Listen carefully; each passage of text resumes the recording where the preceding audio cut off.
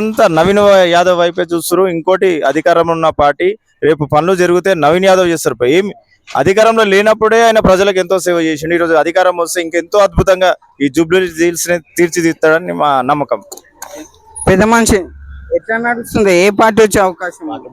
రెండు ఒకటే, ఆయన మీరు మాట్లాడతారా? మీరు చెప్పండి. నవీన్ యాదవ్ నడుస్తుంది. ఇక మూడు పార్టీలు నడుస్తున్నాయి. ఇక వచ్చినప్పుడు ఎవరు వస్తారు చెప్పలేదు. ఎందుకంటే ఎందుకంటే పెద్ద మనుషులు అనుభవం ఉంటది కాబట్టి అడుగుతున్నాం.